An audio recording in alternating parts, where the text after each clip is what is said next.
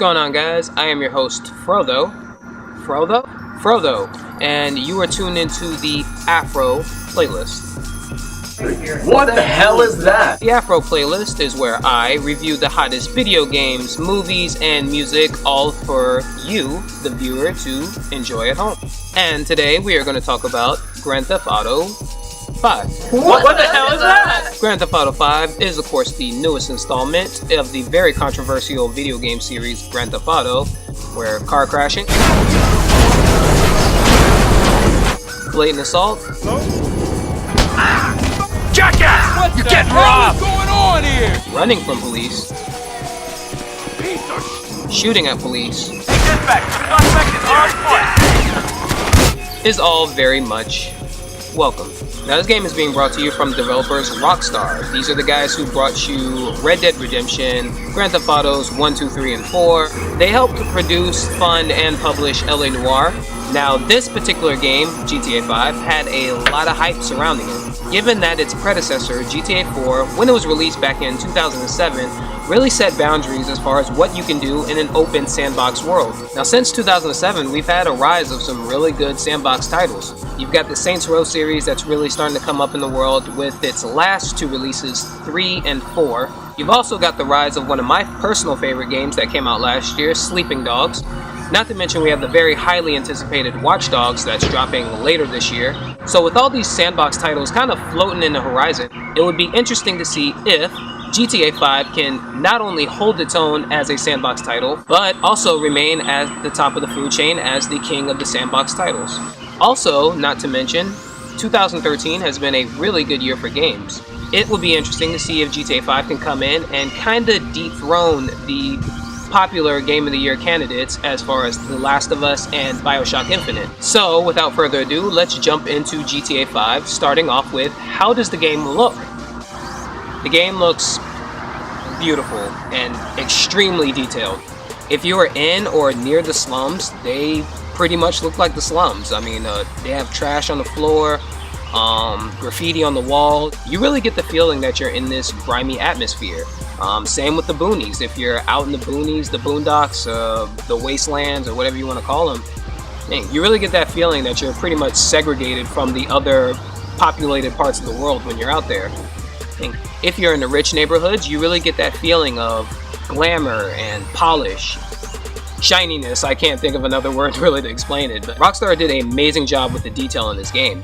You can just walk and drive through the city and just be really enamored with what they did and how detailed everything looks. Rockstar has pretty much done what they always do with their games, and that's take the city or environment and basically turn it into an additional character. Los Santos in GTA 5 is just as important of a character as the three main protagonists that you play as. You basically play as a choice of three characters in this game. You have Franklin Clinton, Michael DeSanta, and Trevor Phillips. Oh boy, Trevor Phillips. Franklin is the youngest of all three. He is basically trying to turn his life around, trying to escape his roots of petty drug dealing and gangbanging. Trevor Phillips is really the nutcase of the group. He's basically trying to become the king of any illegal activity you can kind of think of. Gun smuggling, drug dealing, trafficking, anything that he thinks can get him a quick buck. That's pretty much what Trevor is all about in this game. Michael DeSanta is kind of the most different from all three, given that he pretty much has it all. He's got the big house, he's got money, he's got the big family, and yet he is not happy. One cool thing that this game does is making sure that each character feels unique in some special way. When you play as Franklin, you know, he doesn't feel like Michael. When you play as Michael, he doesn't feel like Trevor, and so forth and so on. Each character has a skill set and also a special ability. If you drive with Franklin, he's gonna do a lot better in races and making sharp turns, given that he has a special ability to kind of slow down traffic. Think of it as bullet time, but kind of with cars and weird maneuvering and things like that, you know.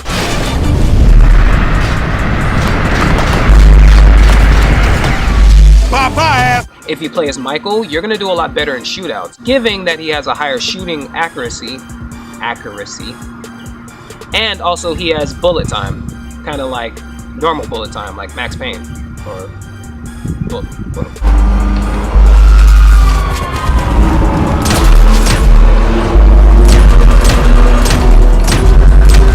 Given that Trevor is kind of the most out there and batshit crazy of the group, he has the what's called the rampage mode, where he kind of goes into a blind fury and takes less damage but does more damage to whoever stands in his way. Come on! Let's party, gentlemen!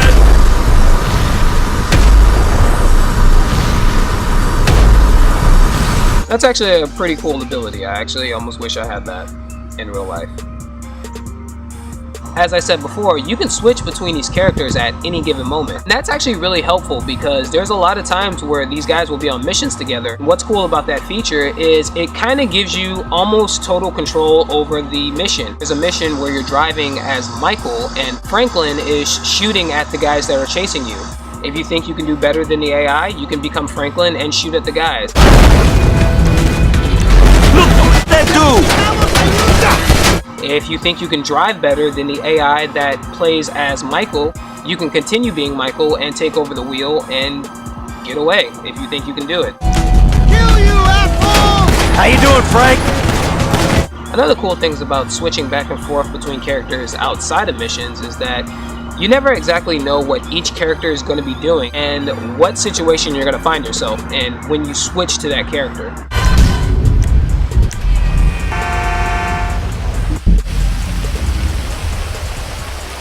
That ain't fair. A T, baby. I'm just trying to tell you I care about you. You care about yourself.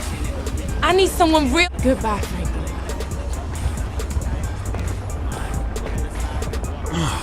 Shit. These guys are pretty much out there just living their lives, and a lot of times you're just along for the ride. Yeah, the bird will never learn to fly if he doesn't push out the nest!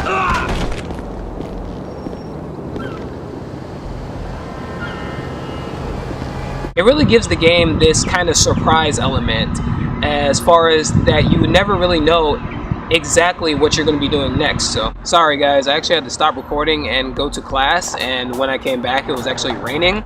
But hey, that's Florida for you. So now moving on with the Grand Theft Auto 5 talk. I absolutely love the mechanics in this game. The shooting, the driving, the racing in this game really could be all its own separate game. That's how good the racing is. Each vehicle you drive in the game feels different.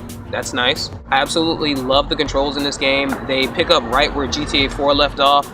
Also, if you're not used to the GTA style or GTA control setup, you can just pick up this game and play. It's very user-friendly. 1 or 2 missions, you'll master controls like that. Another thing that I want to touch on is the actual story mode of the game. It's probably only around 70 missions long, but there are a ton of side missions and side activities to do in this game. If you strictly stick to the story mode, you are really missing out on the full Grand Theft Auto 5 experience.